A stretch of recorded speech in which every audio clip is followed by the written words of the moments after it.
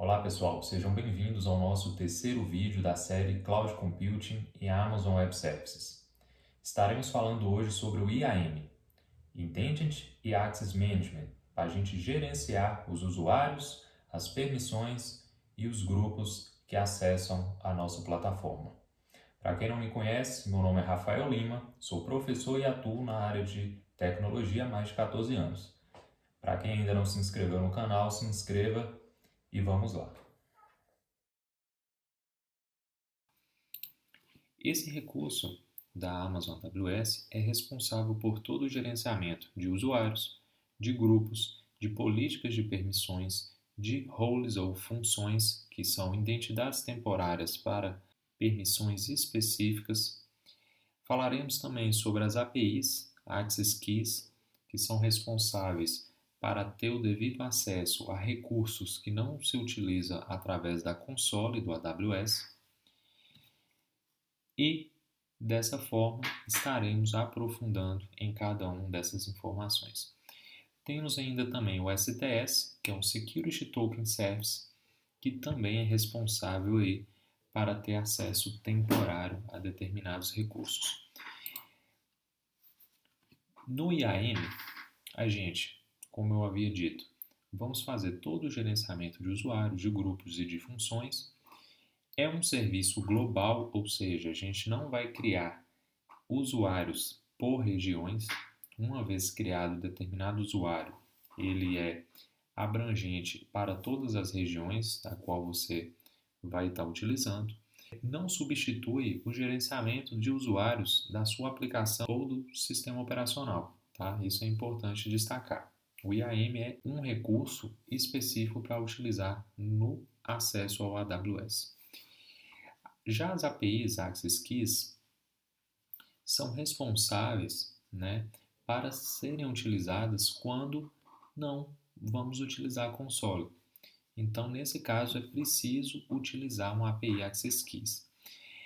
Exemplos de utilização.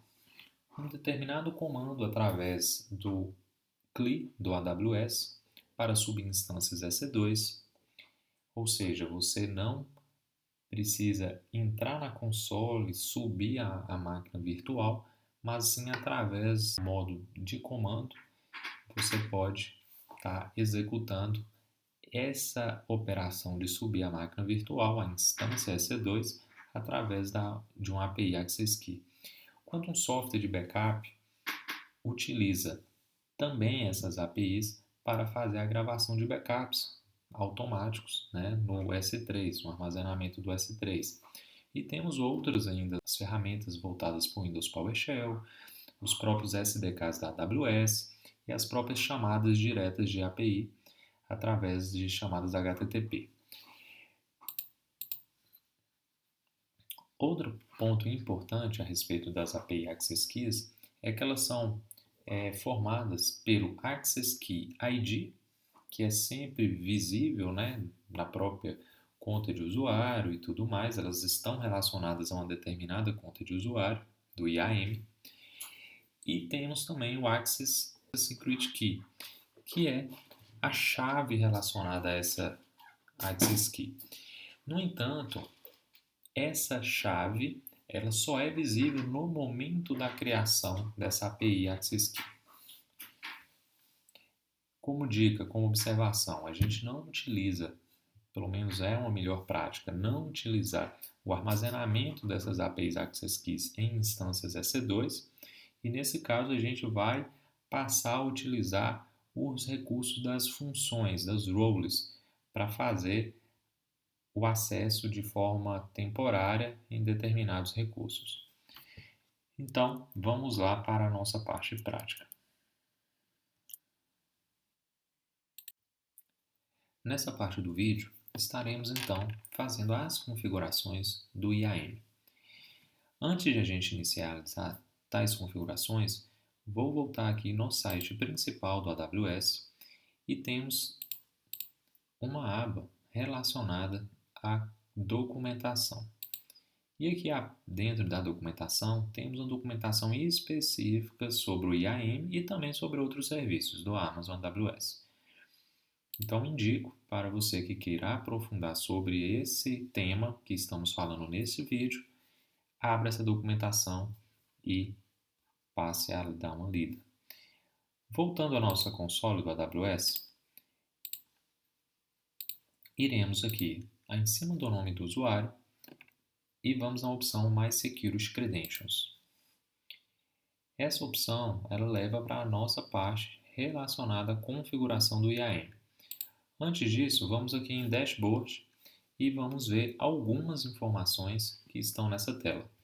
A primeira informação muito importante é um link que é mostrado para fazer o login de usuários criados através do IAM. Lembrem que a gente criou durante o processo uma única conta até o momento, é a conta root, a conta principal. Ela a gente acessa através da página principal do AWS. No entanto, também é possível criar novos usuários com permissões mais restritas, inclusive essa é uma boa prática, né? A gente não deve ficar utilizando a conta principal do root para fazer todo o nosso gerenciamento do dia a dia. A recomendação é que se crie contas mais específicas com privilégios menores, né? Sempre na ideia da política do privilégio mínimo, para você ir trabalhando no dia a dia. Então, esse link é justamente o link que vai ser possível para que outros usuários criados em nossa conta principal possam acessar. Percebam que a gente pode customizar essa conta, ou seja, a gente vai criar um alias ou um apelido para nossa conta do AWS. Então, vou colocar aqui, por exemplo, Lab AWS RL. Então, esse nome vai ser um nome, então, um apelido que a gente vai poder utilizar e passar para os demais usuários criados para que possam fazer login na console do AWS. Perceba que esse nome é um nome global, ou seja, se você colocar o nome da sua empresa, mas se ele já estiver em uso, não, você terá que escolher outro. Outras informações estão relacionadas à parte de status de segurança, né? Percebam que aqui são passadas algumas informações, estão aqui com uma exclamação de alerta, e a gente vai precisar fazer essas devidas configurações aqui para realmente incrementar a segurança do nosso acesso. A primeira informação é sobre as access keys do usuário root. Aqui no caso eles estão falando que estão ok, mas aqui nas opções abaixo a gente vai ter que configurar. Então o primeiro processo vai ser ativar o múltiplo fator de autenticação, ou seja, aquela questão de segurança de acesso com algo que você tem ou que você é. Então a gente vai utilizar para esse lab nosso, utilizarei algum software, né, de múltiplo fator de autenticação. Uma das formas de utilizar isso vai ser através de um Virtual Device de MFA. Ou seja, vou instalar em meu celular, por exemplo, em meu smartphone, o autenticador do Google Authenticator. Ele é um virtual device para fazer a geração dessa questão de múltiplo fator de autenticação. Então, por exemplo, vou continuar. É mostrado aqui um QR Code, aqui tem uma lista de outras aplicações que são compatíveis. Vou mostrar aqui o QR Code e, após eu ter instalado em meu smartphone o Google Authenticator, estarei adicionando aqui os códigos.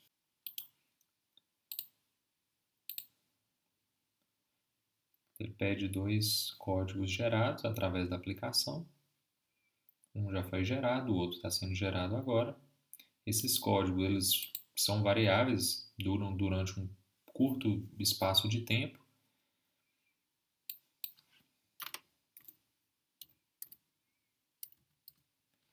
Feito isso, mostra que foi efetuado com sucesso. Ok.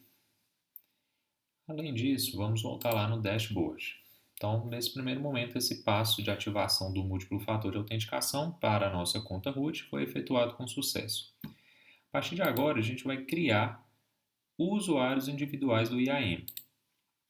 O primeiro usuário que eu vou criar vai ser um usuário que eu vou estar utilizando durante todos os nossos labs. Para não ficar utilizando a conta root, estarei utilizando, por exemplo, um usuário administrador. Então, vou colocar aqui administrador. E é informado aqui quais os tipos de acesso que esse usuário vai ter em nosso sistema. A gente vai perceber que existem dois tipos principais, né? O primeiro é o que a gente já está fazendo com o usuário root, que é o acesso na console do AWS, que é o que a gente de fato vai querer na criação desse usuário, mas também existe acessos programáticos, que é quando tem a necessidade de utilizar outras ferramentas, como por exemplo o CLI, né, ou o API, ou um SDK, ou outras ferramentas aí de desenvolvimento. Vamos definir aqui uma senha, vou colocar aqui uma senha qualquer.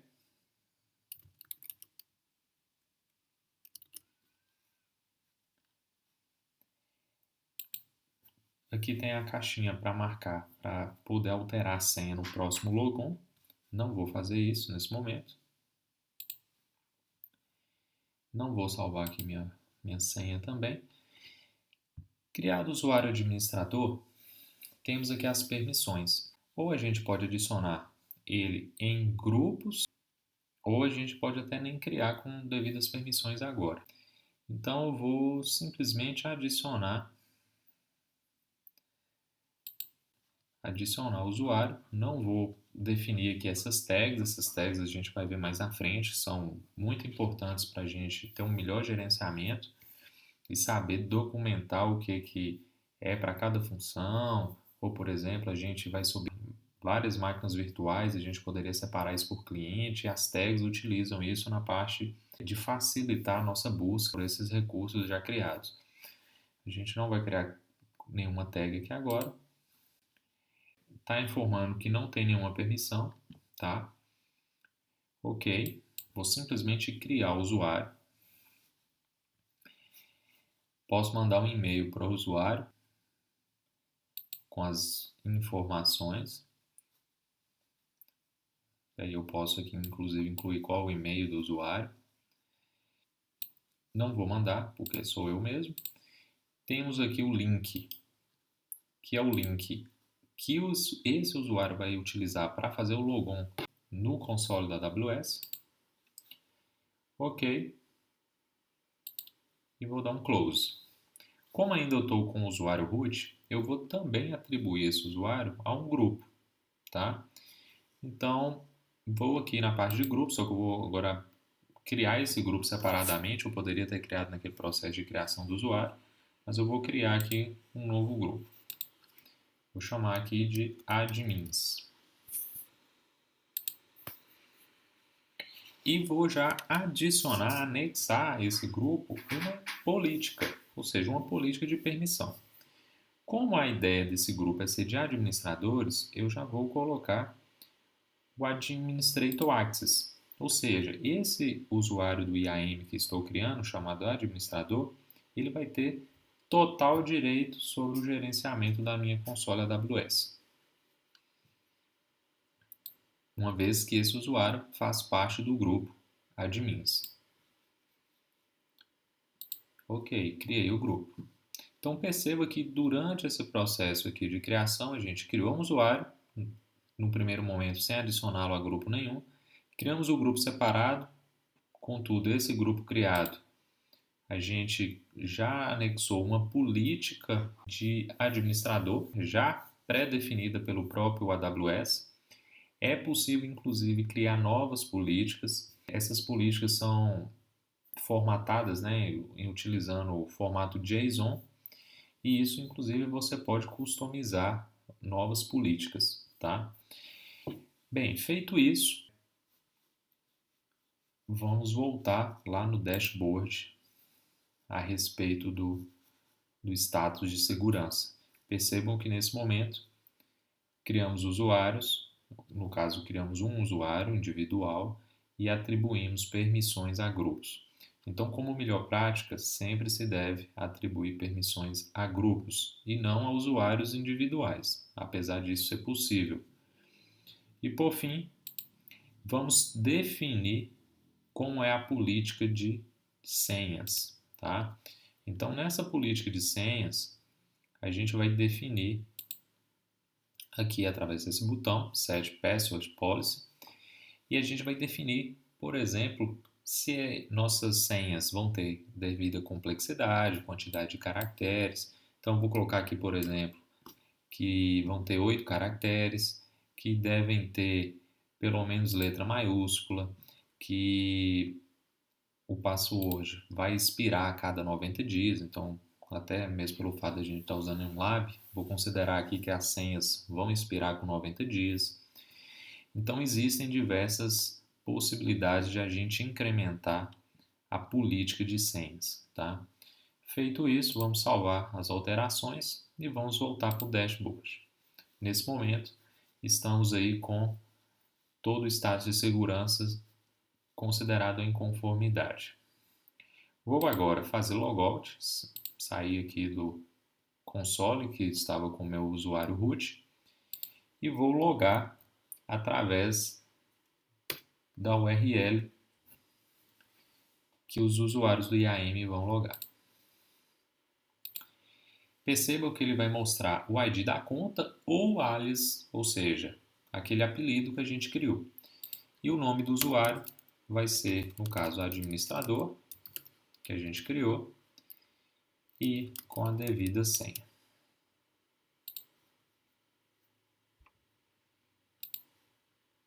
Feito isso, esse usuário administrador tem agora acesso, no caso total, à nossa console da AWS e não às outras ferramentas como console via linha de comando ou os SDKs. Lembra que quando a gente criou o usuário administrador, a gente deu permissão na console.